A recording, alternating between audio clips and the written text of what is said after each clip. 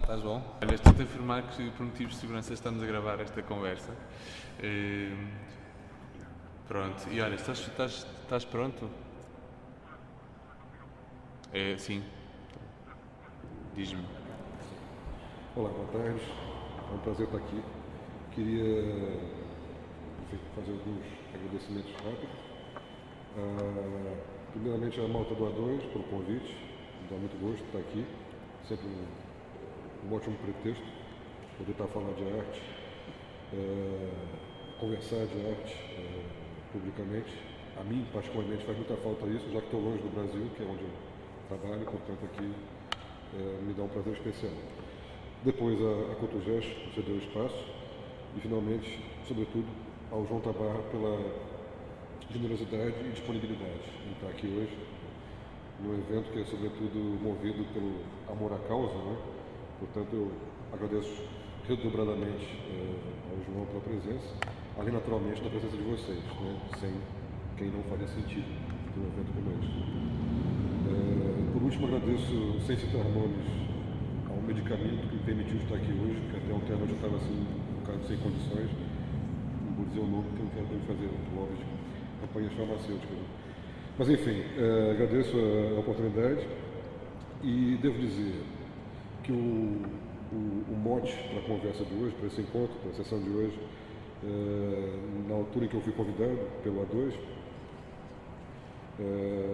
me pareceu, dentro das propostas em jogo nesta linha, a linha temática de proximidade e aproximação, eu decidi me ater a um dos pontos que eles, A2, elencavam como vetores possíveis de discussão, que era exatamente o da crítica de arte, né?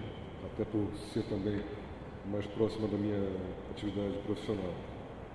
E nesse sentido, não sei se estão familiarizados com o formato, né? O A2, estas sessões se organizam a partir de um convite que é feito para um conferencista que, por sua vez, tem a oportunidade de convidar uma outra pessoa. A minha opção por convidar o João Tabarra se deveu, sobretudo, e talvez paradoxalmente, pelo mote, pela decisão de trabalhar com a crítica de arte. Ao contrário do que talvez fosse mais convencional, de tender a chamar um colega, um par do meio de crítica de arte, me pareceu mais interessante e mais pertinente chamar um artista, né? Até porque sem o artista não haveria crítica de arte. Né? Crítica de arte não existe sem o artista. Coisa que não vale para o inverso, não é necessariamente verdadeiro. Né? A arte pode viver perfeitamente sem a crítica. Portanto, me pareceu ser uma oportunidade de enriquecer a dinâmica proposta para hoje, ter um artista aqui a conversar conosco, e sobretudo um artista como o João Tabarra, com quem eu já tive a oportunidade de ter algumas conversas anteriores que me pareceram promissoras o suficiente para justificar esse convite para aqui. E aí, novamente, eu volto ao mote da aproximação e proximidade, que é o mote de fundo, né, desses encontros, também para acabar de contextualizar o motivo pelo João estar cá. A nossa proximidade, minha e do João, que ainda é incipiente, mas enfim, até um momento muito prazeroso, se deveu ao movimento de aproximação da minha parte pelo trabalho do João, sem nos conhecermos. Esse movimento tem a ver com a minha pesquisa de doutoramento, que é a volta de um determinado tópico em arte contemporânea e que passa pela ideia do falhanço, ou do fracasso, né, como um vetor de potência na arte. E eu conheci o trabalho do João há mais tempo, mesmo antes de ir para Portugal, eu intuí que havia ali alguma coisa que fazia todo sentido que eu trabalhasse, enfim, vinha de encontro às minhas questões por esse viés do falhanço. E um dia me enchi de coragem, sem nos conhecermos, e mandei um e-mail, uma coisa do gênero: olha, João, não me conhece nem nada, mas eu estou cá em Portugal a fazer um projeto de tese e estou trabalhando tal mote, e me parece que o teu trabalho se encaixa, é promissor ou se afeiçoa bem ao meu entendimento de falhanço na arte. Ao que ele respondeu muito entusiasmado, dizendo sim, tudo tem muito a ver, a coisa do falhanço e do fracasso, e portanto a nossa aproximação se deu por esse viés. Né? Da aproximação nasceu alguma proximidade, e faz, por exemplo, com que o João se disponha a estar cá hoje presente, e uma sessão que eu espero seja estimulante. Portanto, voltando ao assunto, ao tópico de hoje, né, a gente, para assim dizer o tópico, a ideia é estarmos aqui a falar da crítica de arte, nem seja como ponto de partida para discussões que tangenciem a própria ideia do sistema de arte como um todo. Nós já tivemos algumas conversas anteriores por outros motivos, e eu e João, e imagino que hoje seja uma oportunidade de dar um seguimento a uma dinâmica que já se provou bastante estimulante, né? Mas hoje demarcada por esse tema da crítica de arte. Para ser franco, nós, apesar de já termos nos sinalizado mutuamente em relação a esse evento, nós não preparamos exatamente uma conversa muito certinha, né? Assim, uma coisa absolutamente planeada e organizada. Decidimos apostar mesmo mais não exatamente no improviso, mas em algumas questões alguns tópicos que podem ser frutíferos para a discussão. Não estou conseguindo fazer isso aqui andar, desculpa lá, só um instante. Por algum motivo. Aqui. As imagens são apenas umas imagens que eu trouxe como pano de fundo para a conversa. Não esperem nenhum concatenamento lógico delas com o nosso ritmo da conversa. São apenas imagens de trabalhos de arte que, de alguma forma, habitam o meu panteão pessoal, portanto é mais um pano de fundo, até para ficar mais interessante, né? Seria mais interessante do que estarmos a olhar imagens de críticos de arte ou coisas do gênero. Portanto, assim, o que nós fizemos foi, a partir desse mote, delinear alguns tópicos possíveis dentro do assunto crítica de arte, para serem discutidos em subtópicos. E em formato que espero eu seja da conversa aberta, da conversa informal, e que idealmente se estenda à audiência. Espero muito que a gente possa ter realmente uma situação de alguma interatividade aqui com vocês que estão cá presentes. Portanto, assim, de saída, é preciso dizer o que se entende ou se pode entender por crítica de arte na atualidade. Um dos teóricos que pensa a questão da crítica de arte, mais conhecidos, que é o James Elkins, norte-americano, que tem produzido livros sistematicamente sobre essa dinâmica da crítica de arte, detecta entre 6 ou 7 modelos possíveis do que podemos entender como crítica de arte. São formatos que vocês vão estar bastante familiarizados, como o ensaio para catálogo, estou falando de modalidades, né, de formatos, o tratado acadêmico, a crítica cultural, o ensaio filosófico, a crítica de arte descritiva e a crítica de arte poética. Desses 6 modelos, pelo menos uns 2 ou 3 convergem ou podem ser conjuminados no modelo que interessa discutir hoje aqui, que me parece mais relevante, que é o da crítica de arte jornalística, né? A crítica de arte que circula idealmente em formato razoavelmente público, e que isso mesmo parece ser das mais interessantes ou mais relevantes. Portanto, quando estamos a dizer crítica de arte hoje, eu, pelo menos, me referi sobretudo à crítica de arte jornalística, à crítica de arte periodista, né? Seja em jornais diários, seja em publicações semanais ou quinzenais, ou o que for. Me parece ser esta a modalidade da crítica que, como já disse, pode ser ou presta-se a ser a mais relevante, na medida que idealmente atinge, ou deveria atingir, um público maior, né? maior número de pessoas do que qualquer outra das modalidades que eu acabei de mencionar, né? A acadêmica, a ensaística, a filosófica, que circulam muitas vezes em nichos mais demarcados. Portanto, dentro dessa ideia desse entendimento de crítica de arte, pensado como, sobretudo associado a essa crítica de arte jornalística, a gente pensou em alguns tópicos, que é o que nós propomos a discutir a seguir. Começando pelos clichês e lugares comuns, né, na linha do muito que se diz da crise em torno dessa suposta crise em torno dessa crítica de arte. da crítica de arte jornalística, periodística, etc. É um debate que já se estende há mais de 10 anos, é um bordão que é repetido há muito tempo, né? Desse ocaso, dessa perda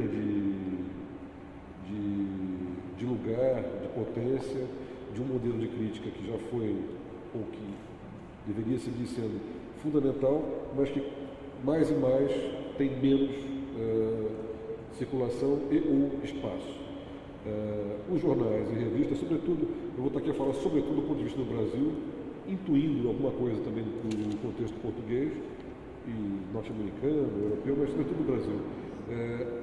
No Brasil, essa crítica de arte, há pelo menos coisa de 10 ou 15 anos, ela gradualmente está a evanescer de maneira brutal. Você não tem mais o espaço que havia até os anos 70, 80 no Brasil, em jornais ou revistas, para o exercício efetivo do que seria a crítica de arte. Uma das razões para isso, a meu ver, isso se aplica também a contextos extra-brasileiros, é a ascensão do formato do, por assim dizer, chamado jornalismo cultural, que cada vez mais me parece ser um modelo que se impõe como um substituto, se não um substituto, pelo menos um concorrente ao da crítica efetiva, nem sempre assumido como tal. Ou seja, pelo menos do ponto de vista do Brasil, eu vejo muitas vezes textos ou artigos que circulam como crítica de arte, mas que na prática são jornalismo cultural. Com isso eu não quero jamais estabelecer hierarquias, de minorizar a atividade do jornalismo cultural ou da crítica. Mas uma coisa é uma coisa, outra coisa é outra coisa. O jornalismo cultural é claramente marcado por um tônus que é da informação mais leve, mais rápida, mais associada a dinâmicas de entretenimento e de informação breve, né? As resenhas, quando muito, né? Etc. No Brasil, ao menos, aqui eu não sei, aqui pelo que eu vejo nesses 3 anos que eu estou cá, ainda não está nesse nível, mas muitas vezes eu vejo texto a circular supostamente como crítica, mas na prática como jornalismo cultural. Ou, quando não, a mera assessoria de imprensa mesmo. Né? Há textos que nós vemos que circulam em jornais nacionais no Brasil que me dão a impressão de ter saído de releases de assessorias de imprensa. Aqui em Portugal, acho que não é bem assim. Eu acompanho um pouco, muito, a circulação de textos críticos aqui. E o que eu vejo nos jornais de circulação nacional, me parece, apesar de tudo, que aqui ainda há um pouco mais de espaço do que eu vejo no Brasil. Vai lá, nem que seja para o formato resenha, mas o formato resenha aqui me parece tratado com uma dignidade ainda um pouco maior do que eu vejo em circulação no Brasil. Pelo menos no que se refere às artes visuais. Né? Eu não estou a entrar em outros campos. O que é muito sintomático de... Só favor, João. Vê nós terminamos mesmo.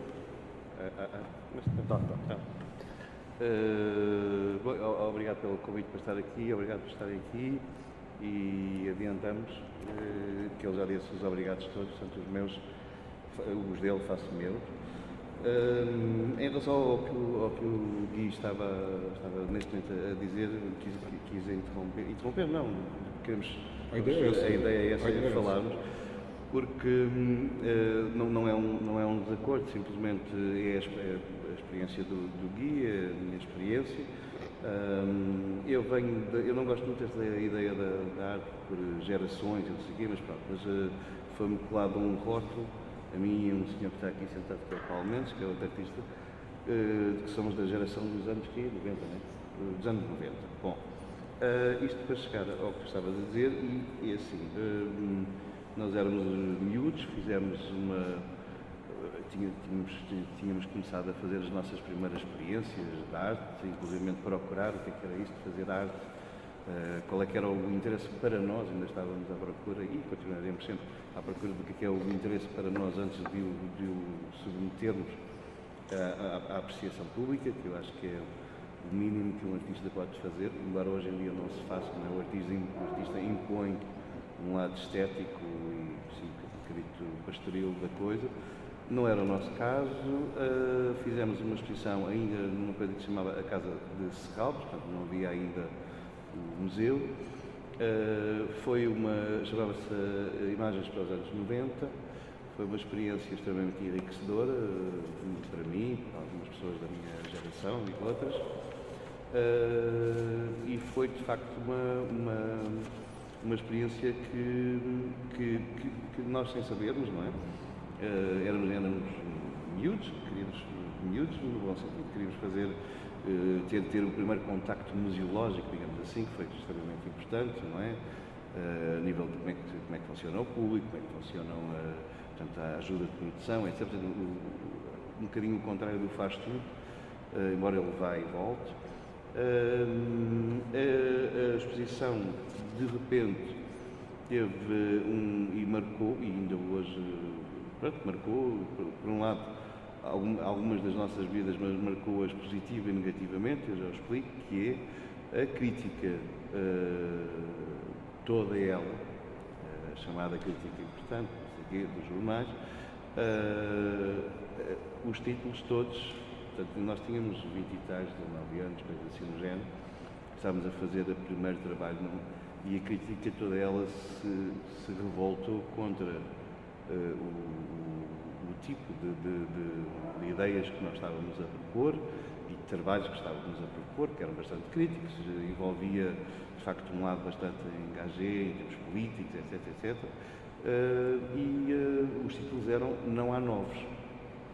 Portanto, e todos eles eram Não Há Novos. Portanto, eu sou de uma geração que esta coisa, as residências artísticas, os jovens artistas, nunca tive isso. Não sei o que é, nunca tive. Portanto, sou de uma geração que teve que reinventar esse espaço, mas isto para dizer que fomos absolutamente atacados por um establishment que já tinha decidido quem eram os artistas. Portanto, os artistas portugueses. Este era o tipo 4 artistas seriam os internacionais, depois havia meia dúzia para engaixar aqui em casa, e depois mais uns para encher as exposições coletivas. Nós estávamos absolutamente fora. E claro que, para tentar irromper por isso, me foi extremamente difícil. Havia um establishment também do que era ou não era arte, que é uma coisa incrível, mas é verdade, estes críticos fizeram isso. E nós, nessa altura, fizemos uma coisa pela qual ainda alguns de nós pagamos, mas com todo o gosto, que é precisamente aquilo a que a crítica se desabituou, que é o artista responder. E eu sou a favor de se responder mesmo à paulada, de vez em quando, e já dei algumas. Nesse momento, portanto, isto em 93, resolvemos reunir-nos e fazer um manifesto, já não sei se 8 fora nada, e onde dizíamos e afirmávamos que os seguintes artistas, em relação aos seguintes senhores, que ganham a vida a escrever sobre o que nós fazemos, portanto, tudo o que eles escrevessem sobre nós, para além de estarem absolutamente errados, nós não lhes ligaríamos nenhuma, etc. Houve ali, claro, que havia uma juventude muito forte, não quer dizer que ela não esteja presente, mas pronto, a minha experiência com a crítica começou logo por aí, logo. Portanto, começou logo, digamos, que há uma espécie de pau, logo à estalada. E, portanto, mas houve uma coisa que foi importante, que eu já volto à conversa, que é, de facto, essa exposição foi marcante, e foi marcante de tal forma que ainda hoje é uma exposição apontada, portanto, as imagens para os anos 90, apontada como a exposição que, de facto, abriu portas a toda uma série de gerações posteriores à nossa, a fazerem aquilo que queriam fazer, e não aquilo que determinados críticos, que também eram professores, e que também eram coreitas, e que também eram amigos galeristas, e que também, portanto, isso continua, os obrigava a fazer. Portanto, há o lamaçal com o qual nós tivemos que nos confrontar, o lamaçal crítico. Eu não o chamo intelectual porque a maioria deles são completamente ignorantes, e é extremamente difícil de trabalhar com este tipo de pessoas, primeiro porque têm um poder, ainda têm um poder de, sei lá, críticos que eu conheci, críticos que são, lá está, é difícil dizer, não sei o que é que eles são. São críticos, depois foram assessores de ministros, depois são coreitas também, é tudo ao mesmo tempo. é difícil, portanto, eles um dia são uma coisa, outro dia são outra, pronto, e atacam como podem.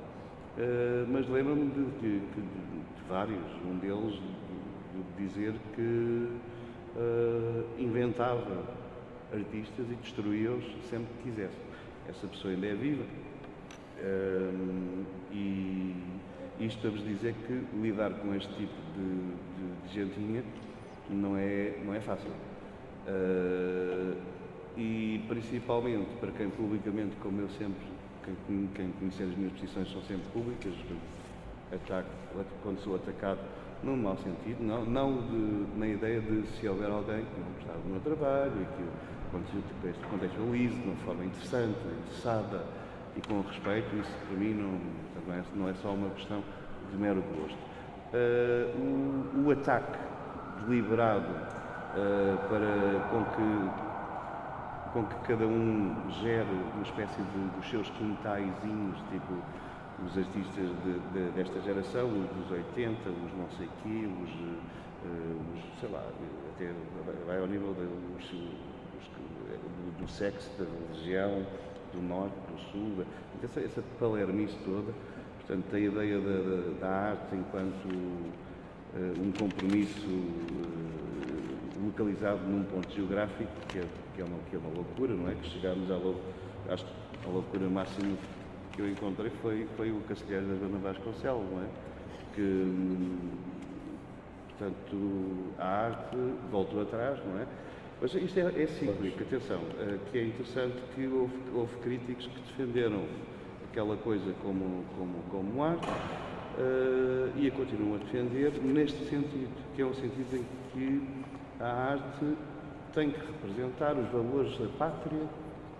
Eu não sei imitar o Salazar, mas era mais ou menos isto. Portanto, a arte tem que imitar os valores da pátria, a cultura de um país, a tradição e a sua história, os grandes eventos, as conquistas do século XVI, os navegadores, essa treta toda. Pronto, isso para mim não é arte, não é arte do ponto de vista da representação propagandística, política ou propagandística, não é arte, é precisamente o falhanço da arte e o falhanço do artista enquanto intelectual sério.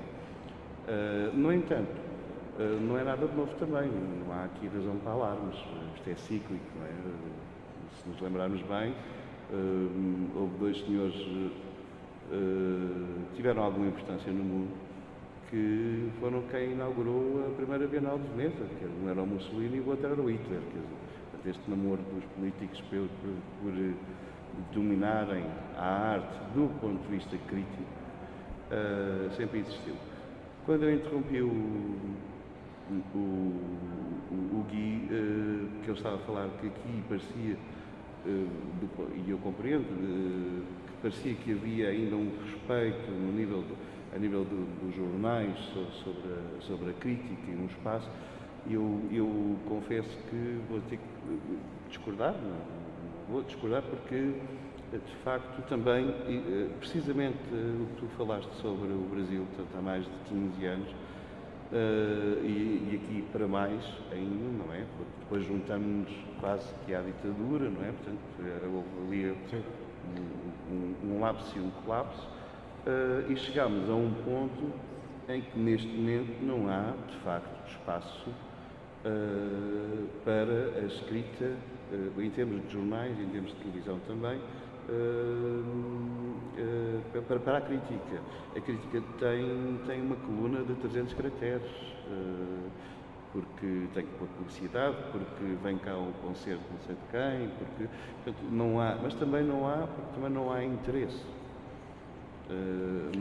Ou se calhar há outros interesses, não é? Exatamente. Que sobrepõem. Eu acho que não há interesse, e o que eu tenho encontrado é um espaço em que cada vez mais a crítica é residual. Eu próprio agora tenho sido confrontado com isso e pergunto-me de uma forma absolutamente honesta, que é, eu vi-me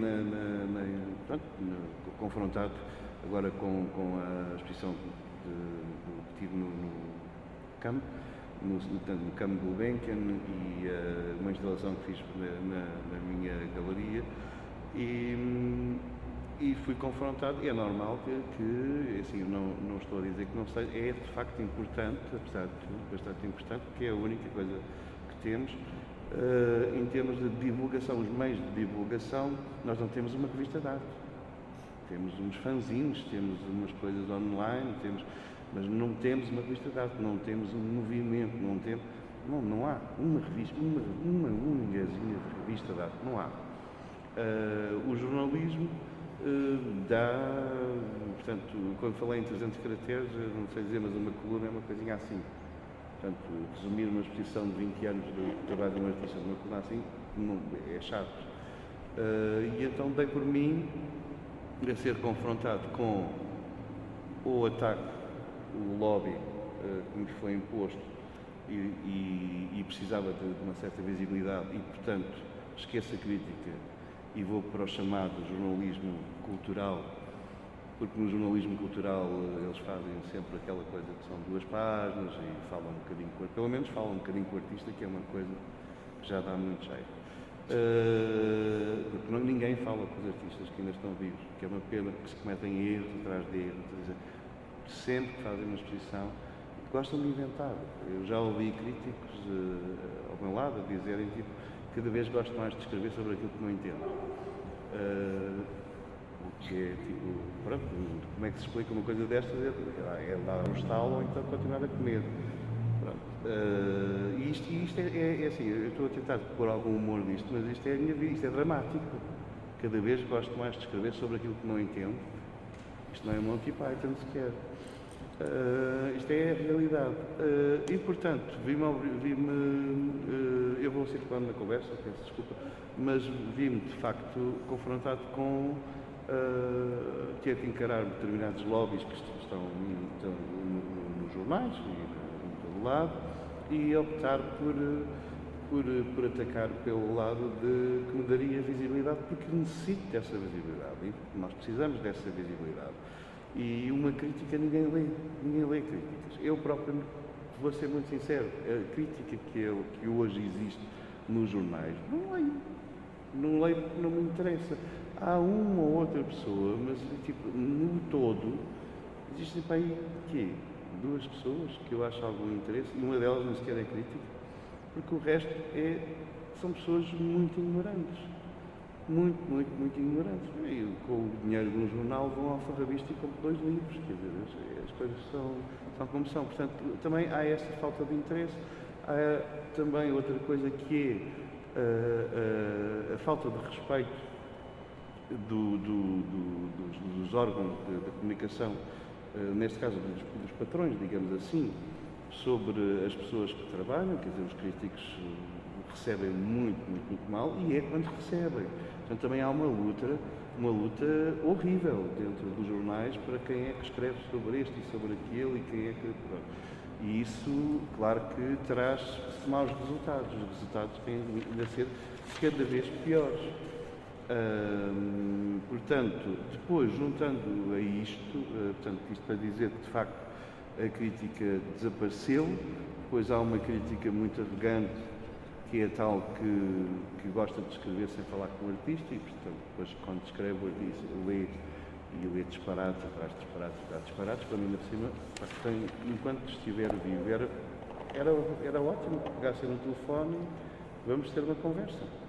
Mas não, porque isso pode ser pouco ético, portanto, e é mais ético escrever um texto de 300 caracteres onde 600 são um erro.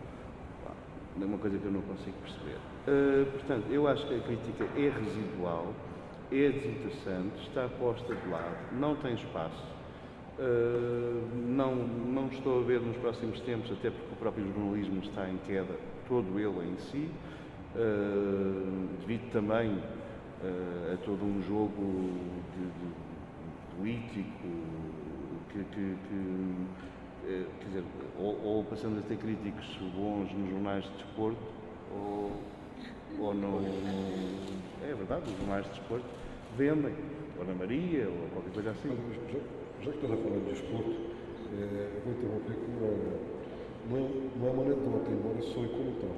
Eu, mais miúdo ainda, já trabalhando com isto, mais miúdo não, mas mais jovem, Eu me lembro de ter a sensação imensas vezes, estava a ver os gajos, os comentaristas esportivos, etc., tanto em televisão como no jornal, eu ficava com muita inveja daquelas pessoas, porque elas ganhavam imenso dinheiro para poder só falar mal. Basicamente, né? A tônica de qualquer programa jornalístico no Brasil, a volta de futebol, domingo à noite, é basicamente a falar mal de todos os jogadores, treinadores e tal.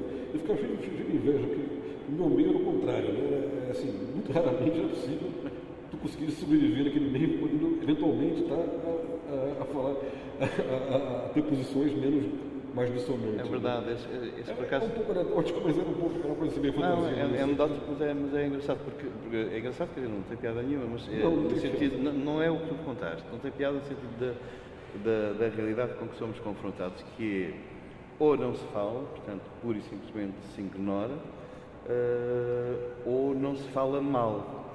E, portanto, não há uma capacidade de análise crítica e a capacidade de contextualização, de análise crítica, para mim, e ainda há pouco tempo, por acaso há pouco falava com um amigo meu, há pouco tempo fui assistir à defesa de tese de outro amigo meu e estava presente uma pessoa que concordo com ele, não concordo, não interessa. Mas sem dúvida que é uma pessoa que marcante em Portugal, que é o professor José Augusto França, com 90 anos, e que interviu na tese de outra pessoa e, claro, começou a falar e ao fim de 50 minutos lá o calaram, e é incrível, mas incrível. O que eu senti foi... estava a ouvi-lo, estava a aprender também, estava a ouvi-lo, estava a aprender, porque ele sabe as datas todas de cor e não sei o quê, e teve na exposição, e teve com os artistas, e falou com eles e tal. E o que eu senti foi o afastamento, portanto, este afastar que existe entre a possibilidade, cada vez que ele falava, não, porque eu estive com ele e falei, fui lá à casa dizer que não concordava, e depois ele ficou zangado comigo. Portanto, havia todo... O que me interessou e o que me chocou foi o que é que falhou aqui, não é? O que é que falhou no sentido de... Porque agora, quando se fala, quando ouves tipo, porque o crítico tal teve com não sei quê, porque eles conhecem-se porque vão beber um copo à noite, não é? Tipo, não estão a trabalhar, não estão... Portanto, a coisa está a esse nível, está no nível da moda. Não quero atingir ninguém que esteja aqui da moda, mas pronto, está ao nível de um bocado a esse nível. Outra coisa que eu acho muito pertinente, depois já te passo a batata, mas acho muito pertinente, que é, para além desta de haver críticos que tentam fazer e que nem sequer podem, eu conheço algumas pessoas ligadas à televisão e não sei o quê, até porque tem a ver com o meu passado, e confrontei uma pessoa que era um administrador qualquer da RTP1, e tivemos uma discussão sobre, eu disse, o que se passa? Vocês, nós todos, ligamos o telejornal, principalmente o telejornal generalista, e o telejornal, que é o generalista da hora do jantar, é o jornal familiar, é aquele que, queremos, quer não, as televisões, em todo o mundo, as televisões nos servem como isto é o mundo. Portanto, isto é a sociedade, isto é o mundo. Nós estamos organizados assim.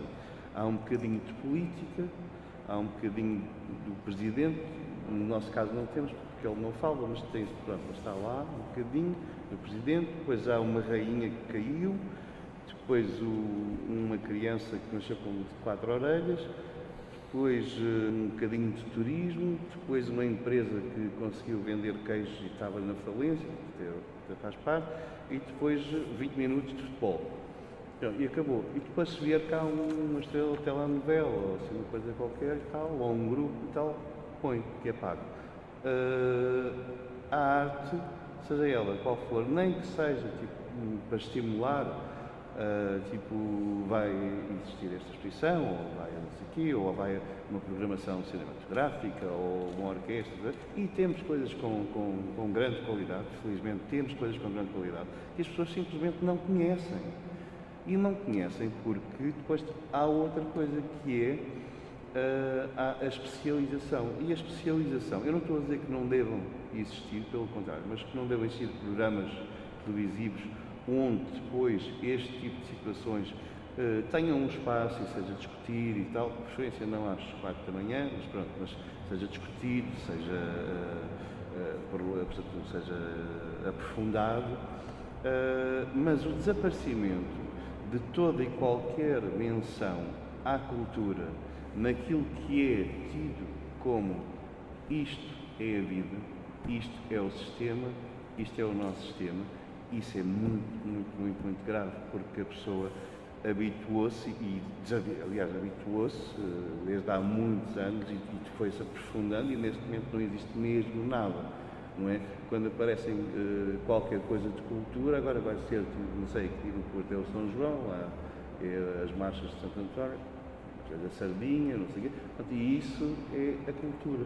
Portanto, tudo o resto são coisas de uns gajos quaisquer malucos que foi-se criando um fosso, e esse fosso as pessoas não se dão conta, ou pelo menos as pessoas fora deste meio não se dão conta, mas é um fosso gigante, que é muito perigoso, porque ele desapareceu da vida, desapareceu daquilo que se deve, que pode, ou que deveria ser aceito como fazer parte da vida, ir ao cinema, ou ir escutar e ler um livro, isso desapareceu. E eu acho isso perigosíssimo. E depois, agora só para passar a palavra, temos sempre aquelas pessoas bastante inteligentes, como o Pacheco Pereira, o famoso autor, porque agora está toda a gente muito, o Pacheco Pereira, grande revolucionário, para não me venham com essa. O Pacheco Pereira foi o autor da famosa frase, palavra, aliás, subsidiodependentes. E eu estive há um tempo, numa conversa, como estamos aqui a ter agora, em que o senhor falava da arte e tal, e repetiu os tais subsidiodependentes, etc. E dizia disparate atrás disparate. Portanto, a coisa está montada a este nível. Como é que vamos conseguir ou não?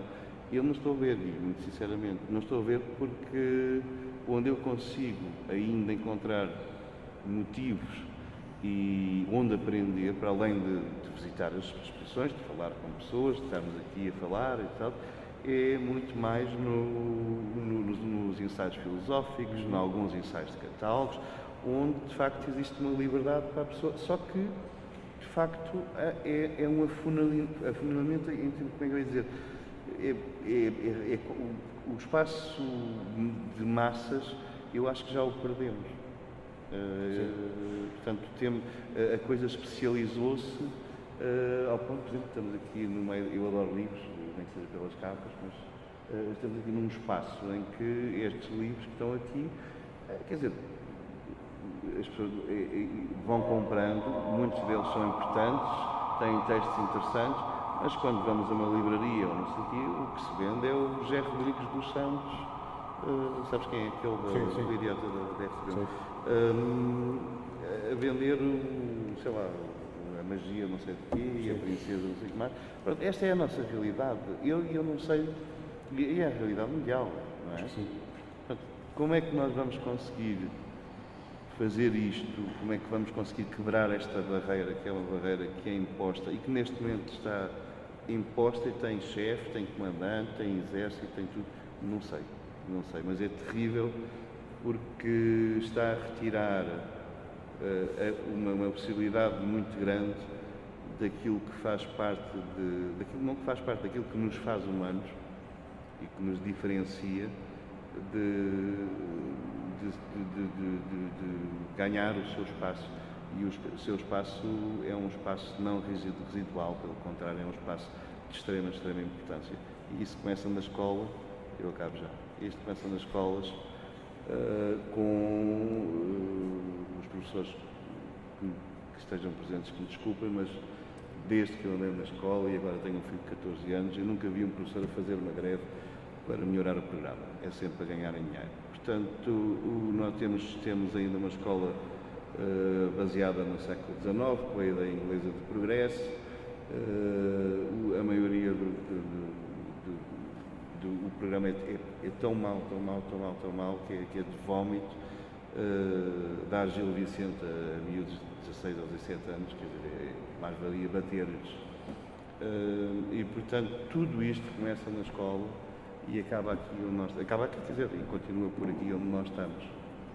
E peço desculpa, eu sou muito resinga, mas é isto que eu penso mesmo do coração. Agora ficas com a batata. Pois fico. Mas olha, o cenário, tal como o Pintas, é um bocado desalentador, mas também não acho que não seja, acho que de fato. Eu talvez dissesse isso em outro tom, mas não consigo discordar muito disso. Mas um dos motivos pelo qual estou aqui hoje é porque também eu aposto muito nessa tua verve, que não é derrotista, não é derrotista. Não. É reflexiva, autoconsciente, etc. Que, aliás, são características que devíamos esperar também da boa crítica de arte. Né? Exatamente. De uma crítica de arte. Eu queria só voltar a um ponto que falaste. Essa altura já é relevante, mas quando eu mencionei aquilo do... aqui em Portugal eu ainda acho que... Sim. Enfim, ainda havia esse espaço. Assim, eu estou a falar, de fato, é porque se calhar o meu parâmetro é mesmo muito mal. Eu costumo manter o que eu disse e não discordo do que tu disseste. Mas aqui no Brasil eu começo também assim, de se lamentar. Né? Então, quando eu digo que, sei lá, o Y da vida, eu ainda acho que há mais espaço, de modo geral, para a crítica cultural e mesmo para a crítica de arte, do que um equivalente no Brasil, é verdade isso, é o que eu acho. O que não refuta as coisas, não muda muito. É só a título de parâmetro. Né? Agora, claro, dentro da ideia de parâmetro, e dentro do que falaste também de Portugal hoje, não haver publicações especializadas, não haver revista, no Brasil, com todo respeito, mas o Brasil, bem ou mal, se firmou está se firmando como um mercado de algum relevo no que se refere à circulação de arte contemporânea, internacional, etc. As proporções que terá o Brasil, né? Não é assim a Europa nem a América. Mas, enfim, consensual, para os últimos 15 anos, houve uma ascensão, um hype, que se refere sobretudo à visibilidade, circulação e comercialização mesmo de obras brasileiras. E nesse sentido, apesar disso, também não há publicação. Nesse momento me ocorrem duas publicações, talvez uma publicação e meia de arte no Brasil de circulação nacional, que não sejam de circulação acadêmica, ou seja, revistas que toda a gente pode ali comprar e eu colaboro para uma delas, não vou dizer se é meia ou se é a uma, mas tem ali uma coluna que eu não considero ser uma coluna da crítica, mas pelo menos é um fórum aberto, eu posso dizer o que eu quiser ali, isso já me é o suficiente, mesmo que não seja sempre necessariamente crítica de arte, mas eu tento sempre lançar questões ou reclamar assuntos pouco digeridos, etc. E apesar de ser uma revista de circulação nacional, eu tento sempre estar muito frustrado que não há nunca retorno, quase zero o grau de interlocução que tu esperas minimamente estabelecer numa publicação. Tu tens um sítio para escrever que circula supostamente no Brasil afora, ainda que com limitações, tu esperas pelo menos 10 pessoas a discordar de ti, ou a concordar, ou a relativizar. Não há essa interlocução. Né? Que dizer entre os pares? Né? Que é o que estava dizendo antes também. Com essa tendência a um ocaso que seria, que eu estava aqui a chamar de crítica de arte periodista, e a sua contrapartida, que é a crítica de arte de matizes mais acadêmicos, né, que supõe uma abordagem mais ensaística, mais densa, mais reflexiva. Podemos pensar, por exemplo, no exemplo supremo disso, que é o October, né, a revista October, norte-americana, e mesmo o Art Forum, que é uma revista de circulação, né, de circulação ampla, qualquer público pode ter acesso àquilo, mas cada um a seu modo. Né. Na October é diferente, que é um projeto mesmo intelectual que assume-se desde o início como seletivo e como restrito a ter uma leitura, uma visibilidade específica. Essas circulações, as pessoas que escrevem nesses sítios, que são pessoas, muitas delas brilhantes, sensacionais e com considerações e argumentações muito estimulantes, mas é uma escrita que não é convidativa, né? Quando se fala da crítica de arte, é uma escrita que é, por vezes, muito mais comprometida com os seus referenciais intelectuais, sejam eles pós-estruturalistas, analíticos, filosóficos, ou o que seja, do que de eventualmente estar efetivamente a falar de arte. Às vezes eu tenho a sensação que muitas vezes são ensaios em que o objeto de arte é um pretexto para se destilar a erudição e esta erudição ser reconhecida entre os seus pares. Né? Isso é uma sensação que eu tenho frequentemente. O que não é, deixa eu ver o talento nisso, uma qualidade, mas muitas vezes eu acho pena porque pessoas competentes que nem sempre que poderiam ter uma abordagem mais imediata, estimulante, viva, sim, mas produções artísticas e... pela experiência que eu, pronto, de leitura, eu penso que às vezes parece que, embora haja filósofos e críticos, ou pelo menos ensaístas de extrema importância, mas depois há toda uma coisa que se chama ter que ganhar dinheiro e as coisas têm que se chamar os bois pelos cornos, não é? E portanto há toda um cair numa linguagem de tal forma hermética que mesmo alguns filósofos que fizeram abordagens extremamente estimulantes e que me marcaram, continuam a marcar, às vezes há que não esquecer que escrevem, tipo, há filósofos a escrever 2, 3 livros por mês. Sim. É incrível. Portanto, nem não preciso dizer o nome. Há um deles que vou dizer que não gosto, que é o Zizek, que chateia-me a crítica, aquele género pop, da escrita pop, quando aquilo já está escrito de outro sítio. Mas depois, falaste na October. A October tem uma coisa que é bastante importante e que é bastante interessante, que é estar montada enquanto grupo, não é? Enquanto eu conheci pessoalmente num documentário que fiz há muitos anos, o Benjamin Buchloh e a Rosalind Krauss, e de facto percebi que a October, concordo ou não, porque há coisas que concordo, coisas que não concordo, mas é de facto muito, muito importante. Também tem um público, mas lá está. Quando falamos em Portugal, quer dizer, o público, depois falamos nos Estados Unidos, a diferença de acesso é diferente, a massa é diferente, o número é diferente, mas depois também está alicerçado, digamos assim, no trabalho de alguns artistas, no grupo que começou com eles desde o tempo dos Beatniks, mas depois nos seus próprios trabalhos e ensaios individuais, não é?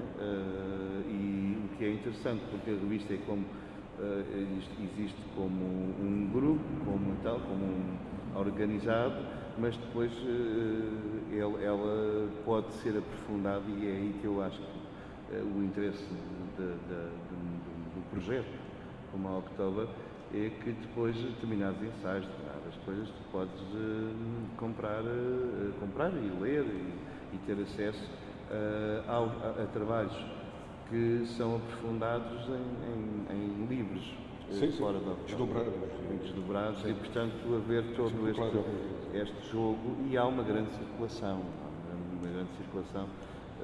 muito interessante, sei lá, o trabalho do Benjamin Buchloh e do Negri, por exemplo, sobre o Richter, isto só para dar um exemplo, ou por exemplo o excelente trabalho que muitas vezes eu discordo com ela e acho isso um bocadinho chato e tal, mas há coisas fantásticas como, sei lá, o trabalho sobre a fotografia e imagem da Rosalind Krauss.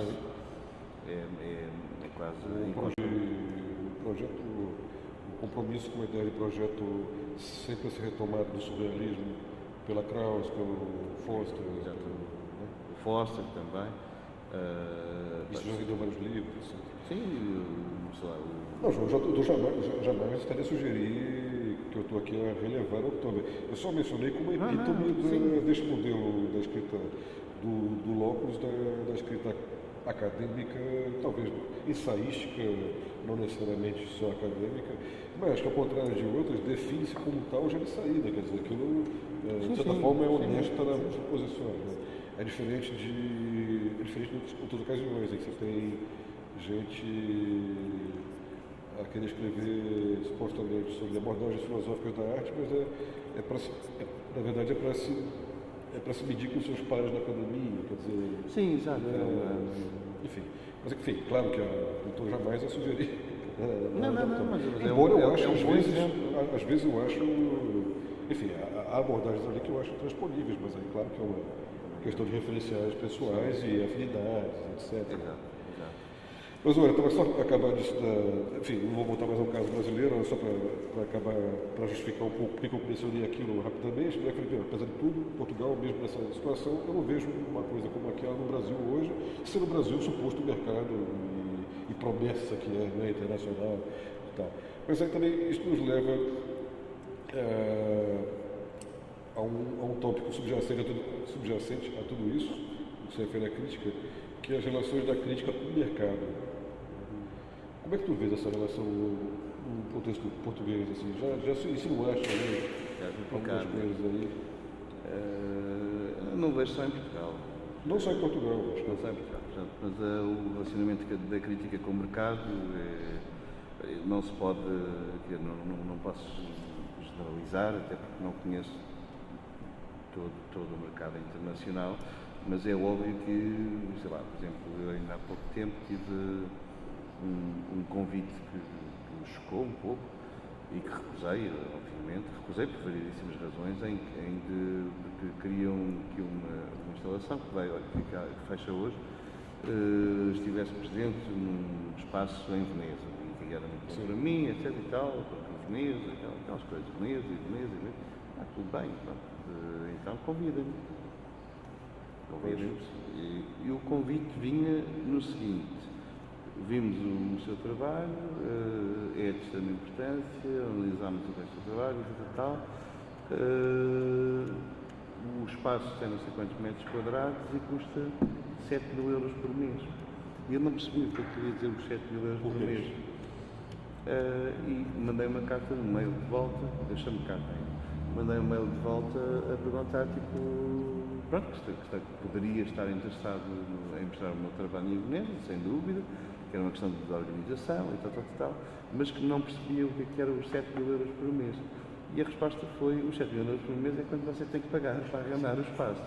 Bom, portanto, quer dizer, eu acho que chegando aqui, acho que já ultrapassámos tudo, não é? Quer dizer, então, fazem-me um convite para expor e eu tenho que pagar o espaço por mês, provavelmente eu tinha que limpar aquelas coisas. 15 dias sai-se mais em conta. Pronto, portanto, chegamos a um ponto em que estas relações, tu estás a falar da crítica com o mercado internacional da arte, tens um exemplo aí, peço desculpa por falar do Brasil, mas acho que já falámos sobre isso. Eu tive vários episódios do Brasil. É assim, nós já passámos portanto, primeiro, com a queda da União Soviética, portanto, existe um grupo, é sempre o mesmo grupo, dois grupos de poder, de críticos, que têm muito poder e que estão super bem organizados, mas mesmo super bem organizados, que são quem ganha, de facto, uma fatia de dinheiro, assim, incrível.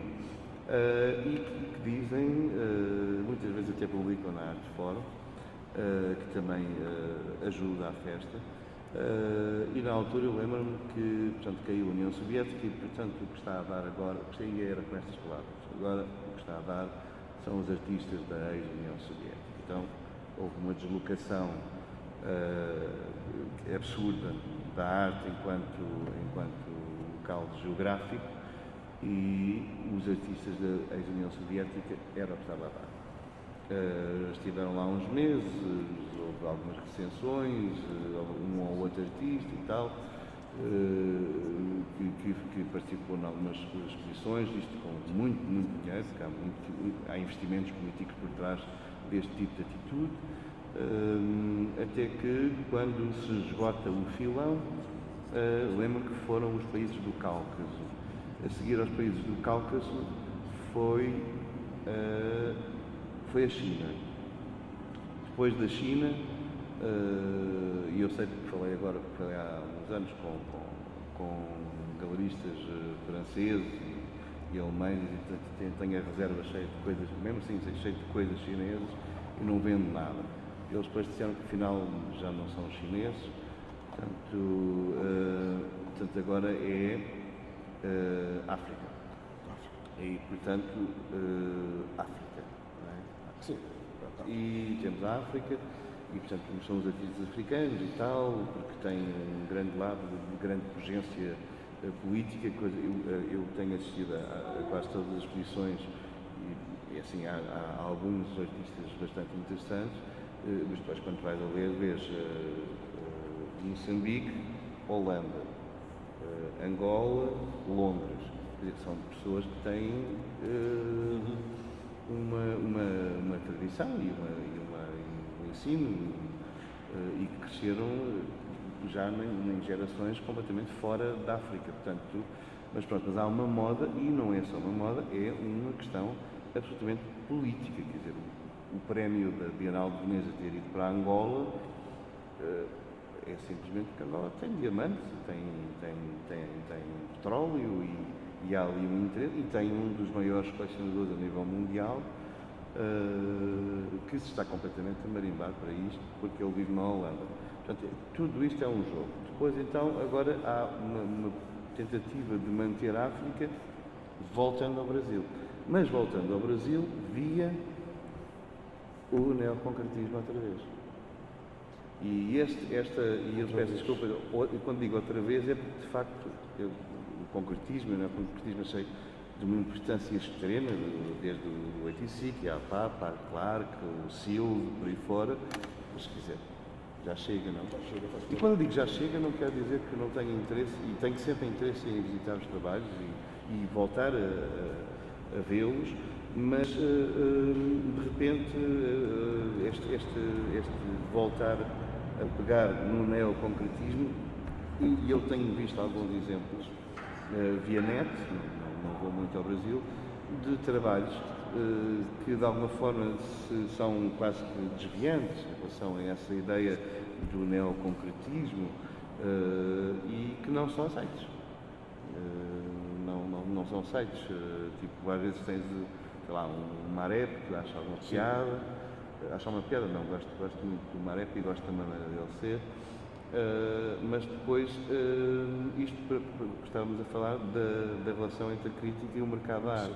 Portanto, o mercado da arte é de facto absolutamente controlado por este tipo de críticos que são críticos e que são curadores e que dizem onde é que está o interesse e o interesse no investimento e por aí fora.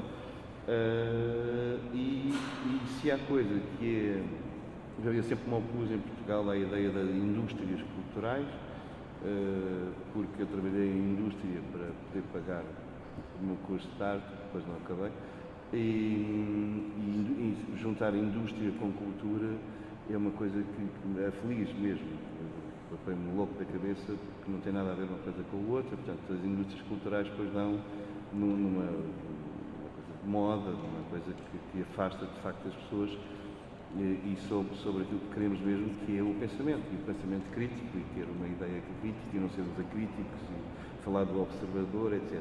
Portanto, estas pessoas que eu estou a falar é um grupo bastante conhecido, há muitos deles, quer dizer, e que depois também te legitima de alguma maneira. Tu queres ter uma entrevista com o Anzo Risso, pagas 5 mil euros e ele faz-te a entrevista por telefone.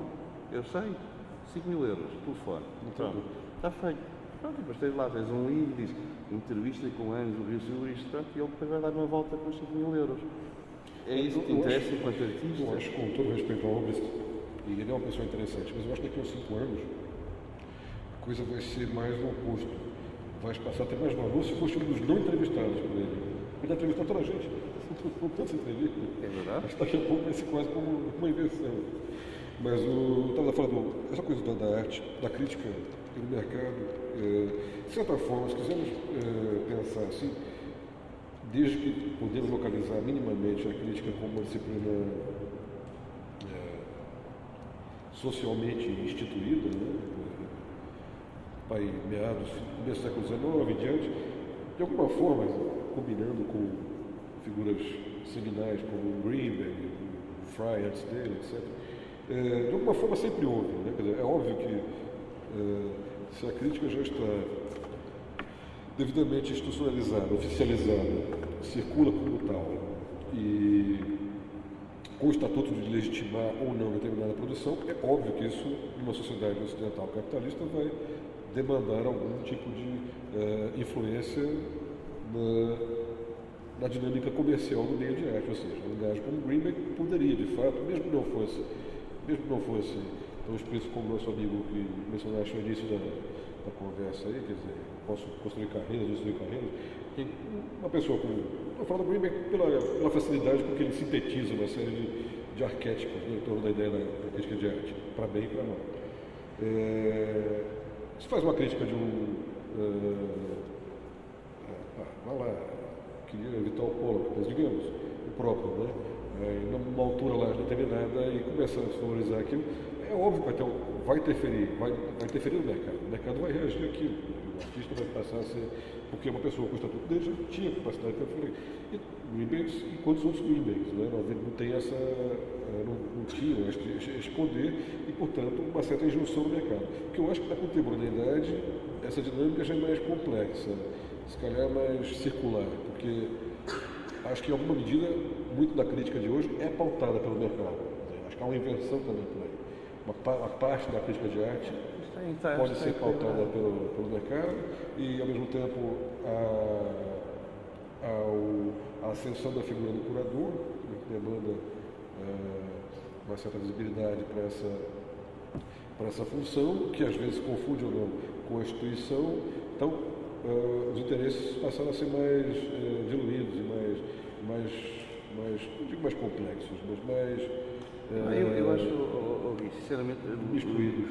Eu absolutamente de acordo contigo, mas o perigo que eu estava a falar há pouco e no qual temos vivido e vamos ver no que é que está, não sei o que é que vai dar, mas neste momento está a dar em coisas estranhíssimas, não é?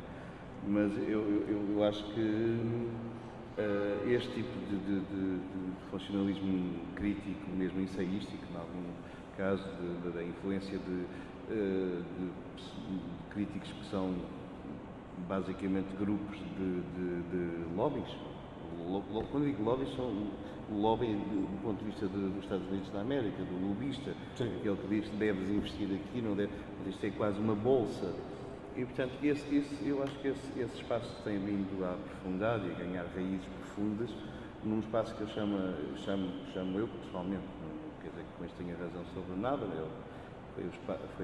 que é um espaço que o capitalismo não deixou de lado, mas que lhe sobra, que é um espaço burocrático, que é uma espécie de terra de ninguém. Essa terra de ninguém da voracidade do sistema capitalista foi ocupada, entre outras coisas, mas foi ocupada de facto por estes grupos, que são grupos de lobbyismo e que conseguem movimentar-se de uma forma extremamente organizada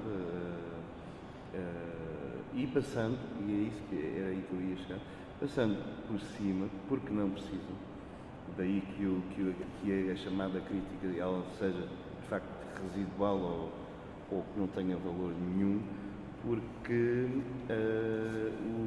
eles passam por cima do crítico, passam porque o crítico também depois não exerce o seu poder, porque se exercer o seu poder, depois o editor pode não gostar, depois não lhe dá trabalho, portanto isto é tudo um rolo. Portanto, neste momento, penso que quem tem, de facto, a chamada faca e o queijo na mão são uma série de pessoas ligadas a alguns, aos curadores. Aliás, há pouco tempo, de vez em quando vem essa frase, esse tema que é: será que o novo crítico não é agora o programador em si? O que eu acho ofensivo, mas já houve exposições sobre isso, sobre o crítico neste momento não existe, porque o crítico neste momento é o programador.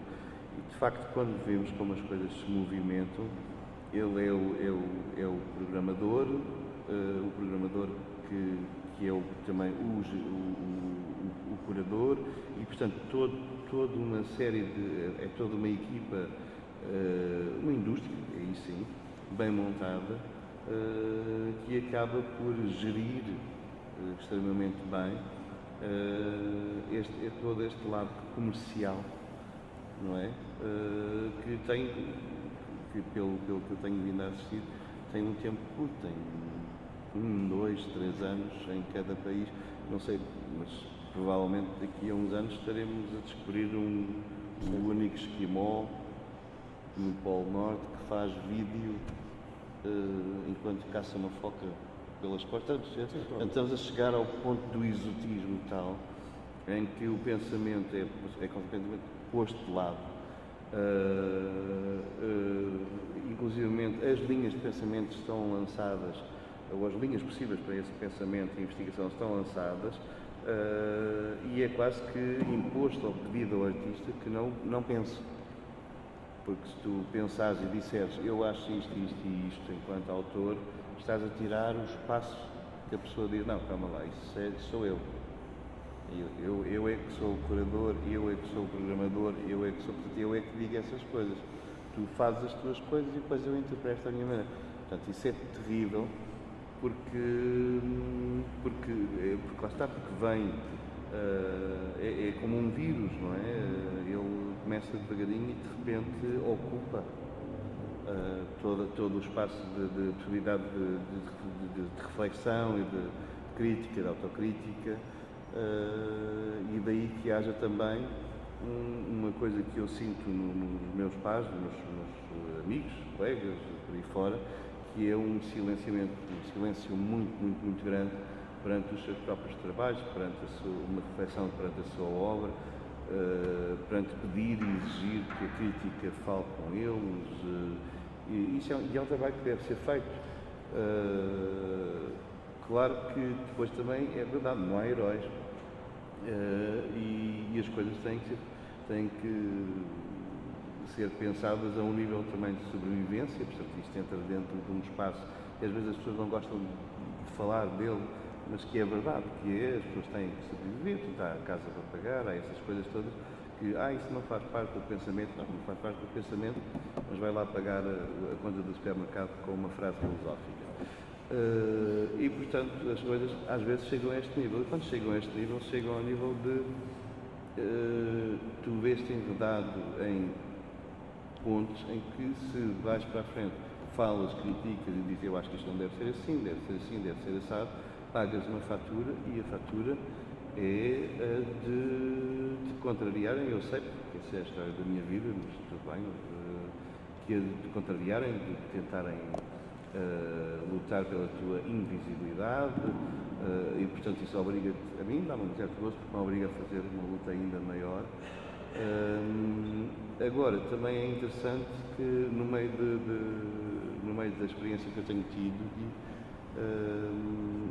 por exemplo, agora com estas duas exposições, eu trabalho por projetos, portanto estou 2, 3 anos, às vezes 4 anos, só a fazer a parte de investigação e de escrita, e só quando, depois de fazer a minha grande autocrítica e chegar a alguma conclusão de que há aqui, mesmo que seja uma dúvida, mas há aqui qualquer coisa que eu de facto quero propor, então aí atuo.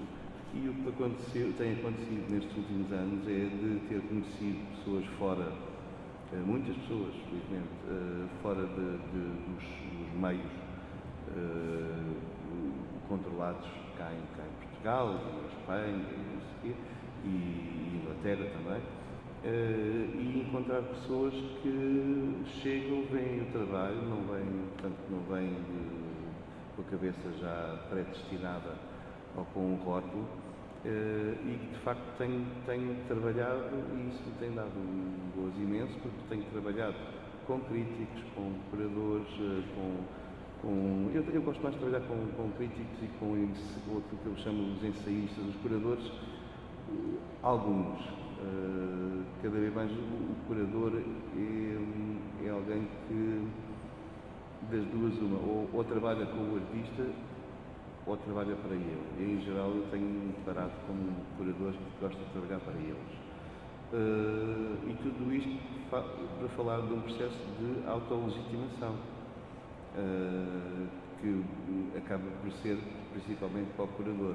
E eu, como dizia, tenho tido esta experiência fantástica, magnífica, de estar a trabalhar com pessoas que estão mesmo interessadas em saber do trabalho e em questioná-lo, em questionar-me, o que me leva muitas vezes a contextos que é esse, o papel, o trabalho que eu acho fantástico da crítica e do programador e de como a coisa deveria funcionar, não é? Que é de te obrigar, não é uma questão de justificação, mas é uma questão de perceber, de questionar, de me auto-questionar, de me explicar e depois de me ajudar a encontrar coisas, muitas coisas que eu não sei, de um contexto histórico muito mais alargado do que a minha própria vida até aqui. E isso é raríssimo. Eu, por acaso, tenho reencontrado algumas coisas no Japão, ou na Coreia, agora em França. Comecei a escrever sobre cinema, como tu sabes, e por aí fora. E, portanto, todos esses estímulos que me levaram a pessoas que tinham a cabeça, portanto, em aberto em relação ao trabalho e com respeito, tipo, não, experimenta, vais ver. Eu nunca pensei que iria. Uma coisa era a minha paixão pelo cinema, que é conhecida, outra coisa era saber escrever sobre cinema. E eu só para dizer que uma das coisas que eu exigi, agora já vou para o quarto texto, estou a escrever para outras revistas, mas eu disse, eu recuso-me, e isto é engraçado, estamos aqui a falar, que eu recuso-me a fazer críticas. Pronto, e portanto, a resposta foi muito interessante. Eu disse, não, as duas pessoas responsáveis que me convidaram, uma era a Nicole René, o outro era o Andrei Ujica. Portanto, o Andrei Ujica é um grande realizador, e a Nicole René é uma historiadora de cinema, professora de Sorbonne. E a resposta deles foi muito interessante, que é, não queremos, e é isto que deu também um clique, que é, mas nós não queremos críticos. Nós não queremos críticos nem ensaístas. Não, nós queremos uma pessoa que tenha as tuas condições, que é, sabes de cinema, gostas de cinema, percebes a história de cinema, percebes como é que a coisa, consegues discutir o cinema com outros pares de cinema, mas depois trazes para o cinema aquilo que nós estamos a precisar cada vez mais nas nossas revistas de cinema, que é pessoas que não deixem de ser público daquilo que escrevem. Portanto, este público daquilo que escrevem era, por favor, traz-nos emoção, envolvimento, e não apenas só uma mera crítica ao filme, porque isso temos que sobra e já não resulta. Pronto, isto só para te dizer que, por acaso está a resultar, para te dizer a diferença que existe, por exemplo, entre, eu tenho lá quase a coleção toda dos Cahiers, mas no tempo do Godard, do Truffaut, não sei o quê, e pegar nos Cahiers daquele tempo, ver as críticas, andavam todos à bulha uns com os outros e publicavam e depois faziam as pazes e, portanto, pegar naquela crítica, naquela análise super inteligente e por vezes muito arrogante, por vezes muito forte mesmo, e comparar com o que se faz hoje com a crítica cinematográfica, não se consegue. Perdeu-se qualquer coisa, mas é em toda a crítica. Por isso é que eu te pergunto, tu pegas uns Cahiers hoje, não me interessa dos Cahiers hoje para nada, nem dos Cahiers, quer dizer, há revistas, felizmente, no caso do cinema está muito bem organizado, ainda tem revistas, mas lá está, nos jornais também perdeu esse interesse. Às vezes há uma ou outra coisinha que sai no Libé, no Libération, uma outra coisa no Mundo, mas muito pouco. Isto para te dizer que, só voltando aqui ao início, para já há uma coisa que tu escreveste, a crítica de arte está morta. Não sei, mas que está a estrubuchar, está. Não, isso é só um dos bordões que se Estão É, sempre a mas está trazer à tudo tona. morto, a história morreu, o autor morreu, A pintura a pintura morreu, a filosofia morreu, morreu tudo. Mas pronto, não sei se está morta, ela está com graves problemas respiratórios, tal como eu agora estava com vontade de fumar um cigarro. Mas as coisas são cíclicas, não é? E eu espero que queria ter não quero ser cínico, porque não sei se acredito ou não, mas eu gostaria de manter este lado positivo em relação a que possa existir um interesse que eu acho fundamental sobre a cultura. Não só sobre a arte, sobre a cultura, sobre tudo o que envolve a cultura. E neste momento, especialmente no momento político que atravessamos, onde desde os cientistas aos artistas, a todas as pessoas que se envolvem em qualquer coisa que tenha que se pensar, são tidos como párias pelo próprio governo, não é? O governo diz que nós estamos aqui a mais, e portanto, tirando isso, não sobra mais nada, não é? Portanto, isto deixa-me muito apreensivo para o que é este presente, desde já, mas o que é que poderá ser o futuro em termos das pessoas. Por exemplo, eu vi, de facto, a exposição no CAM teve muitos visitantes, é verdade, muitos visitantes, fiquei muito admirado, mas houve uma coisa interessante que se passou, que foi o passar a palavra. Foi muito engraçado. Depois houve uma coisa também que eu acho que tem a ver, mais tarde poderá ter a ver com a crítica de arte que é a experiência que eu tive, por exemplo, fiz as visitas todas que me pediram, só não fiz uma. Pronto, é muito pesado, não é? Fazer visitas com 30 pessoas e ou se faz ou não se faz, faz como deve ser. E o que eu reparei foi que as piores visitas e as piores experiências que eu tive foram com alunos de Belas Artes, em que tive que expulsar quase metade da turma, porque me estava a chatear. E porque eu falava de qualquer referência, há referências, há uma rede de referências, que é importante, portanto, a investigação, em relação ao autor, o que é que ele fez antes, o que é que ele faz agora, o que é que poderá fazer depois, essa rede de referências que ele usa, porque é que ele usa, até que ponto é que depois lhe ajudou a construir uma crítica e uma singularidade no seu próprio trabalho. E as pessoas desistiam pura e simplesmente porque este tipo é maluco, o que ele está a falar. Mas agora quer dizer, tenho que ler. Sim. Portanto, essa foi uma péssima experiência. Isto é muito má. Isto para chegar depois ao ponto em que houve também um lado, e eu não estou desviado do assunto, parece que estou, mas não estou, porque isto passou aos nossos próximos críticos, não é? Um lado terrível. Eu estou a ficar, ainda não tenho a certeza muito bem, mas estou a escrever uma coisa sobre isso, saber que tenho que fazer um relatório agora sobre a exposição na Gulbenkian. E uma das coisas que mais me põe em causa que é as criancinhas de 3 anos aos berros na exposição, e eu não tenho nada contra criancinhas, eu sou pai, eu gosto de ser pai, mas de facto não faz sentido. Não faz sentido obrigarem as criancinhas com 3, 4, 5 anos, 10 anos, e às vezes algumas com 30, levarem a cultura à pasada, com berros por todo lado e depois, sei lá, coisas que não são para a idade dele, não têm que ser. Portanto, teriam que formalizar a coisa de outra maneira. Eu só cada vez estou a pensar muito porque a instituição vive também depois dos visitantes. Portanto, uma turma, imagina, 3, 4, 5, 6 creches por dia, aquilo é uma maravilha, são visitantes que nunca mais acabam. O problema é se serão mesmo visitantes.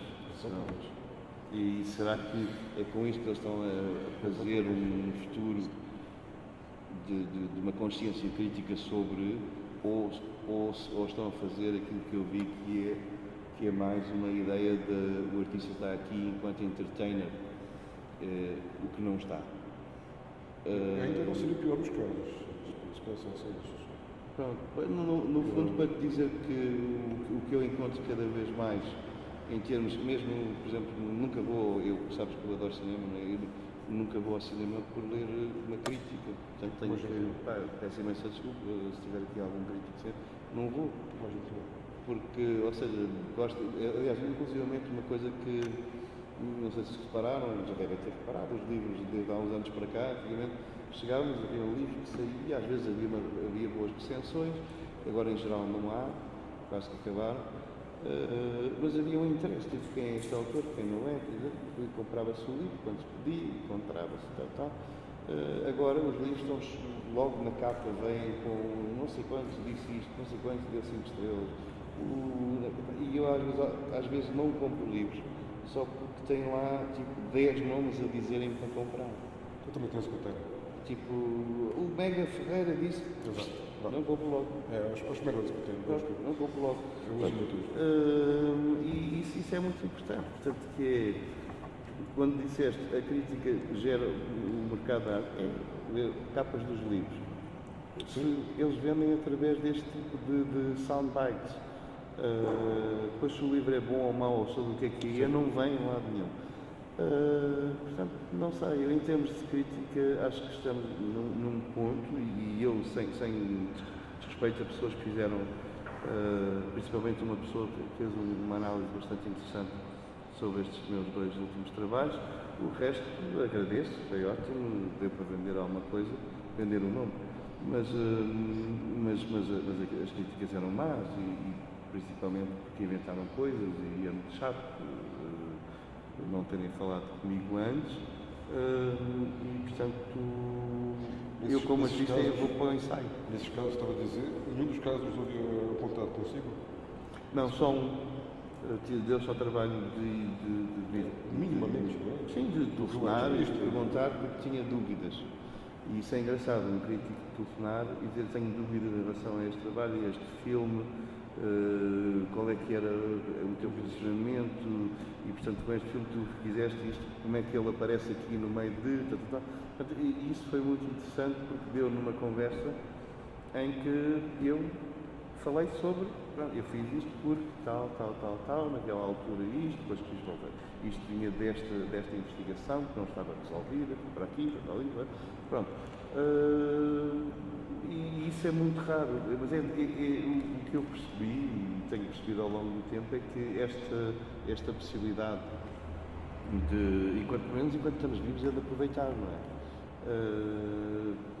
Do crítico falar com o autor da obra, para já evita toda uma série de equívocos e de erros que às vezes são de extrema gravidade para o público, mas principalmente pode ser um momento, e foi, que são momentos muito enriquecedores.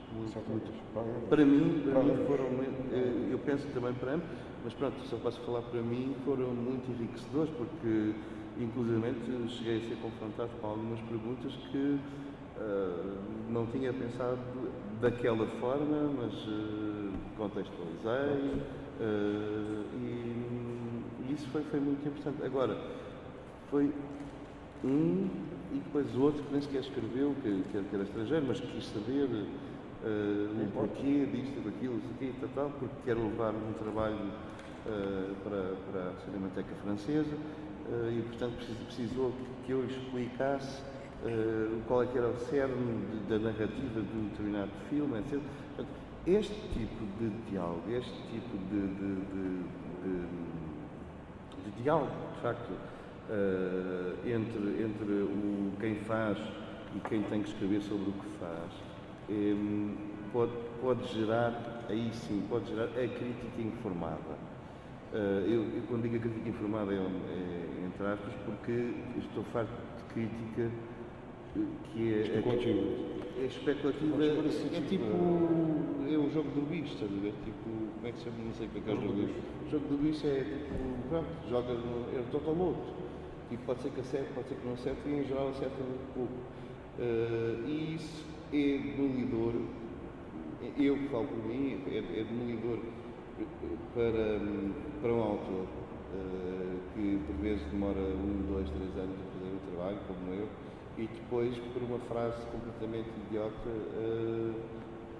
todo o sentido e todo o cerne da questão que eu estou a tentar abordar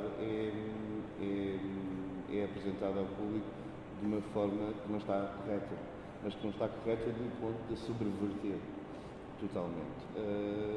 E, portanto, isto para dizer que neste momento acho que o que me interessa a mim é trabalhar com estas pessoas enquanto existem, que são muito poucas, mas onde eu tenho encontrado possibilidade de realmente trabalhar com um campo crítico é por vezes em conversas como esta, quando sou convidado para conferências ou para workshops, onde tenho que workshops fantásticos, onde tenho que me justificar segundo a segundo, tenho que me justificar e tenho que falar sobre porque é que estou a fazer isto, porque é que estou a fazer aquilo, ou sobre trabalhos coletivos, depois tudo o resto, onde encontro, digamos, o gosto e o conforto, porque há no gosto aquela coisa de eu gosto, eu não gosto, não gosto, eu não gosto, não devemos recusá-lo, mas eu junto o gosto a um certo, ao conforto.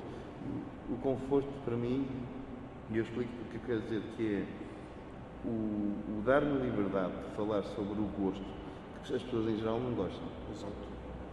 E os críticos detestam, se fala Principalmente. Eles gostam, não sei o que gostam. Sendo que qualquer atividade crítica é, antes de tudo, balizada pelo gosto, sempre. Exato. O gosto não pode haver, não.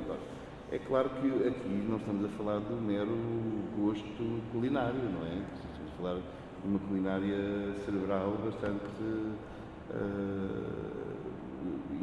que deve ser bastante envolvente.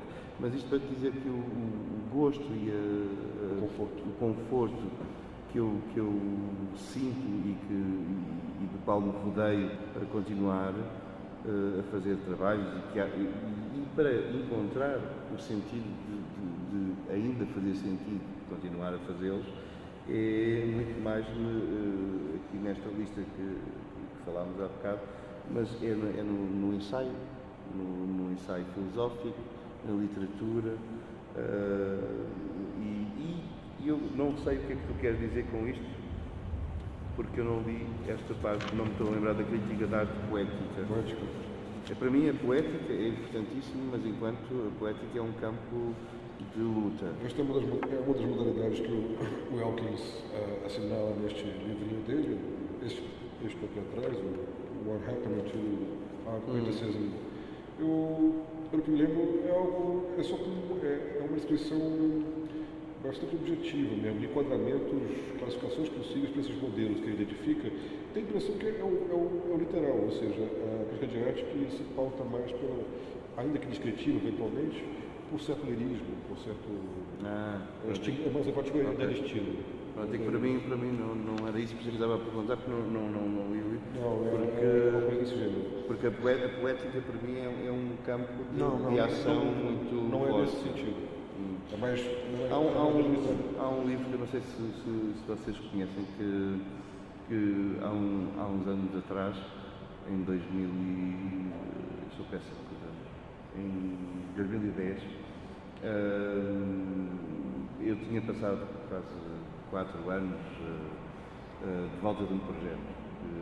Estava quase com um esgotamento, porque não estava, enquanto aquilo não estava como eu queria, não consegui fazer, e não queria fazê-lo, e não queria principalmente apresentá-lo, até que lá o consegui resolver. Deu num filme, que foi o meu segundo filme,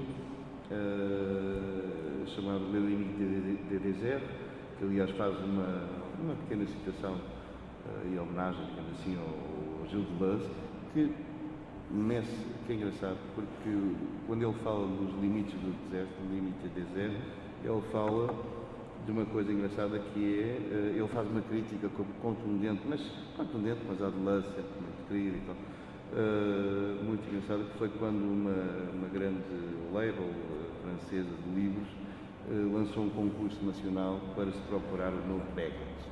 Bom. O novo Beckett. E claro que o Deleuze chegou e disse, isto é uma loucura, não é? Quer dizer, não tem que haver um novo Beckett, tem que haver outra coisa qualquer, mas não tem que ser o Beckett. O Beckett houve depois agora haverá outra coisa qualquer. E essa outra coisa qualquer, nós estamos a passar num deserto cultural. É o deserto cultural, mas nesse deserto cultural, de vez em quando existe um oásis, de vez em quando existe uma novela vaga, de vez em quando existe. Pronto, e portanto, eu via a coisa como positiva, portanto, sim, não como esta coisa que nós estávamos a falar de inventar artistas e inventar interesses, portanto, agora é a África, portanto, inventar e pôr e legitimar e toda a indústria da escrita legitimativa. Mas isto só para dizer que quando... Temos que acabar? Já fomos sinalizados que... Se calhar temos que ir para a conversa. Ok. Só para acabar, era só para falar de um livro que... Desculpa. De um livro... Eu penso em fazer gestos estranhos quando me apetece falar muito. Mas de um livro que é muito interessante, que é de Boris Groys, que é o Under Suspicion. E eu muito rapidamente, portanto, parei-me quando apresentei esse filme com uma palavra que era a generosidade. E não fazia a mínima ideia do que havia de fazer com aquilo. Estava preocupadíssimo e eu continuo. E telefonei para uma professora. Eu nunca fiz escola nenhuma. Isso é engraçado, porque eu sou convidado para ir para universidades, isto, aquilo, aquilo outro. Eu nunca fiz belas artes, nem nada. Aliás, o que não é novo em arte, porque quem marcou a arte, se vocês forem ver desde o Donald Judd ou Dan Grammons, e ninguém fez escola de arte. O que é interessante que depois os académicos tenham que fazer trabalhos sobre quem não fez academia. Portanto, isto tudo levar-nos a outras conversas. Mas liguei à doutora Teresa Cruz, que é uma pessoa bastante... uma professora de quem eu tenho bastante respeito. Nunca foi minha professora, porque eu não fiz, mas sempre assistia às palestras dela e disse, professora, eu estou com um problema, que é, eu cheguei a um ponto do meu trabalho que é um espaço e eu não sei o que é que ele representa, que é a generosidade. E eu não sei o que é que é de fazer com isto, o que é a generosidade. Eu sei que cheguei lá, mas está escrito, mas pronto. E ela disse-me, lê este livro, Under Suspicion, Boris Groys. Bom, isto para vos dizer que o Boris Groys, embora seja uma pessoa bastante cínica na maneira como escreve, mas muito, muito, muito interessante, e todo o livro fala sobre a crítica e faz uma crítica à maneira como é que será possível, o livro já é antigo, como é que será possível os artistas, mas ele fala da cultura em geral, voltar a reganhar o respeito e o acreditar do público, que ele falava precisamente na sensibilidade, honestidade, ética e generosidade. Essa generosidade estava ali espraiada, depois tive que ler o livro todo para perceber a generosidade, mas a generosidade é apenas uma coisa que é extremamente difícil, que é mostrar o trabalho, mostrar quem se é de uma maneira plena, quase que no cutting edge, portanto, em cima do filme de navalha, no abismo. Eu acho que isso foi um dos livros que mais me marcou, e lá está, é um livro que também fala abertamente da crítica e do que é que se perdeu com esta chafurdice toda da crítica e da legitimação. O Boris Groys é uma das referências para mim, mas eu nunca li isto. Eu tenho dois. É um dos gajos que eu acho mais interessantes. É, mano. E o que tu falaste dele agora aplica-se perfeitamente a ti. Pois a professora disse que sim. A generosidade em estar aqui, essa generosidade por um projeto de vida sem qualquer compromissos, sem compromissos com outras instâncias ou que não vão de mim, que seja. foi o que tu fizeste aqui hoje, de maneira, a meu ver, absolutamente aberta, franca e prazerosa. Eu fui sinalizado pela organização que nós, se calhar, era a altura de ver se a questão na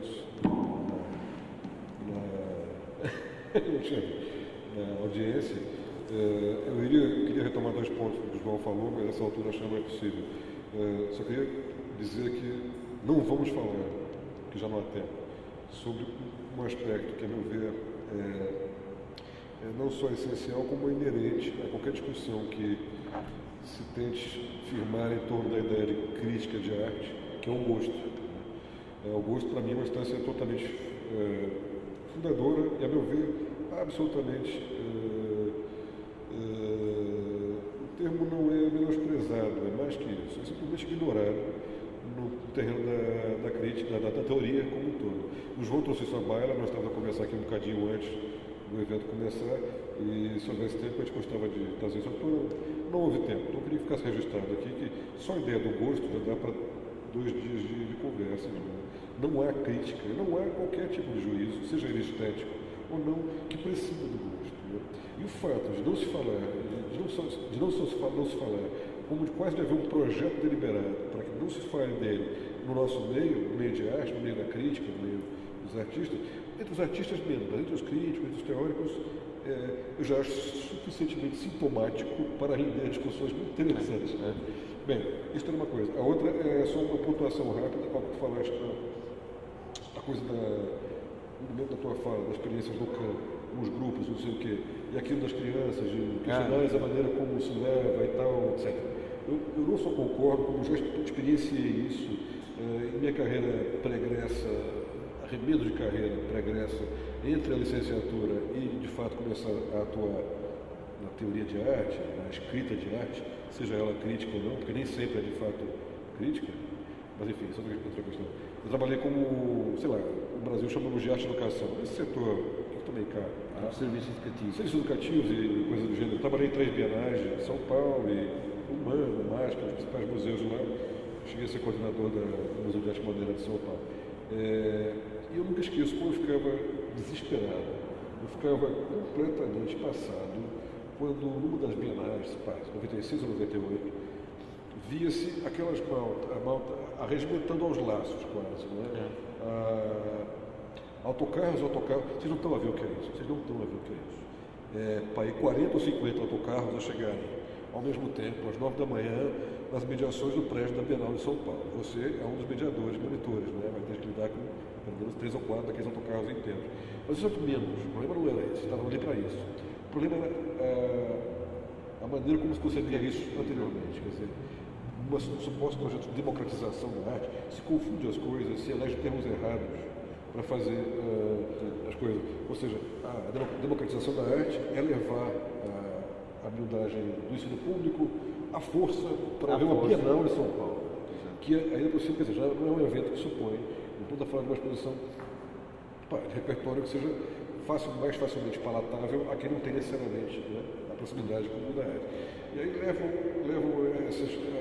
Estou falando de 40, não é exagero, 30, 40 autocarros por dia, durante 3 meses, né, sem nenhuma preparação prévia, ou com mínima, porque o ensino público no Brasil, não digo que seja sempre ruim ou mal, mas o ensino de arte em escolas públicas no Brasil ou inexiste, ou quando existe é melhor que não existisse, porque é de um despreparo absoluto de professores. Eu conheci imensos, trabalhei com capacitação de alguns e tal, e não é uma questão de culpa, de onde é que começa o problema. Começa na educação e tal.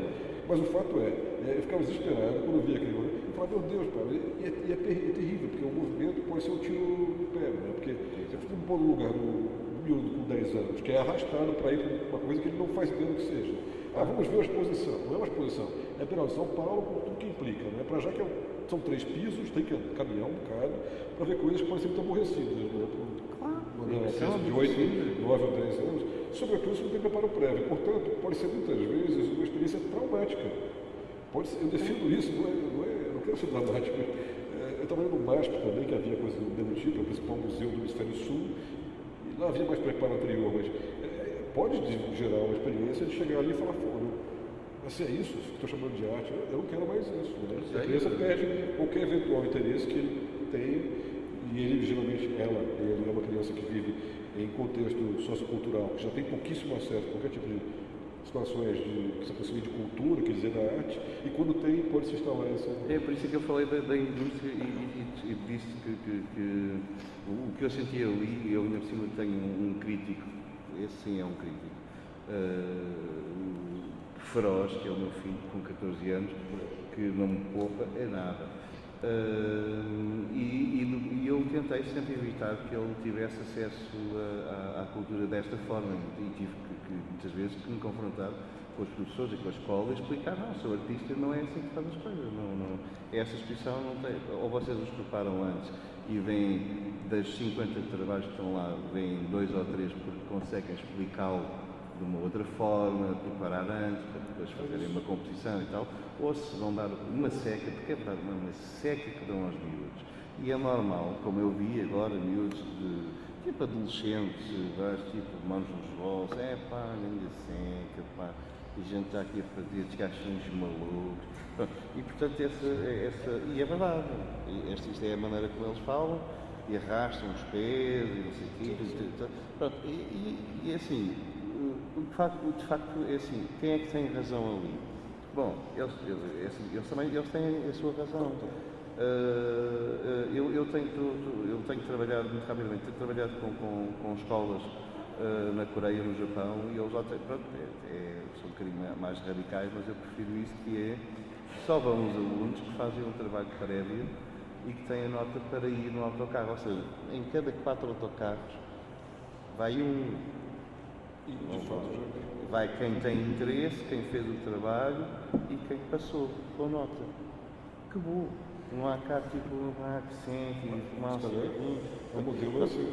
Esse modelo era o modelo a seguir. Segundo, não pôr as criancinhas de 3 anos a ver. Eu tenho filmes com narrativas pesadíssimas.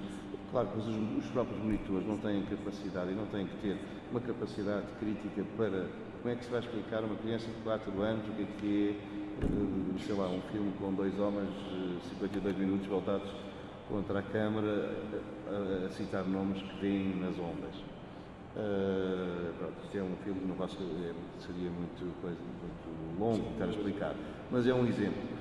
E eu por acaso estava lá precisamente com esta historiadora de cinema, que é um filme que vai agora para a Cinemateca Francesa, e estava a tentar explicar, estava a falar sobre o filme, e porque ele não estava subtitulado, legendado, e entra uma vaga de criancinhas e a monitor à nossa frente para dizer, então agora vamos fazer como um artista, vamos fazer primeiro o movimento da água. E eles faziam assim com as mãozinhas, não sei o que e tal. E agora acham que o artista, eu se calhar acho que ele viu uma baleia. Como é que faz a baleia? Desculpa, não é o local, não é isso que eu queria. E expulsei a senhora, claro. Expulsei a senhora e as crianças todas, porque tem um jardim na Gulbenkian fantástico. Portanto, vão brincar para lá, façam como aos patinhos e como aos passarinhos, e deem tempo às crianças para se desenvolver, para não seguir, porque senão elas vão apanhar uma seca, que é o que o Gui diz, pode ser traumática. O meu filho agora começou a ir a umas coisas, mas mesmo assim eu estou sempre a tentar que ele não vá. Não vás ainda, não. Porque Exposição controlada à arte. Né? Controlado. Isso é importante. E ele vai a uma coisa ou outra, pronto. Agora tem que descobrir por ele próprio. E tem que descobrir, está com 14 anos, assim, vai ter que passar já na escola com os programas, o Gil Vicente, que é muito bom, os Luzias, que é muito bom. Aos 16 anos dão aos miúdos um livro que é fantástico, mas não sei se conhece, do Almeida Garrett, que é o Viagem de Minha, que é um livro. Conheço para não ler. Eu quando li, odiei, como é lógico, tinha 16 ou 17 anos, ninguém come aquilo naquela altura que és ir namorar, que é uma coisa muito mais interessante. Portanto, ou seja, está tudo mal feito, percebes? E pronto. Não sei se isso foi um sinal, mas vou aproveitar como Como deixa para encerrarmos, haveria, só para efeito de registro, mais 7 ou 8 questões, para ver o ciclo, que eu acho importante, mas não é o caso mais, já que nós nos estendemos aqui. Gostaria, portanto, de oficializar o término, desde que passemos a conversa, seja estendida idealmente para a audiência. É o momento de, se houver questões, gostaríamos que houvessem, podemos trocar impressões com vocês. Estamos abertos. Questões que não tenham sido abordadas, questões paralelas, oblíquas. Esse dispositivo, este som inquietante, vem daqui? Este som é o que? Um alarme? Eu fiquei pensando que era um alarme de tempo. Mais para isso. Mais para de tudo.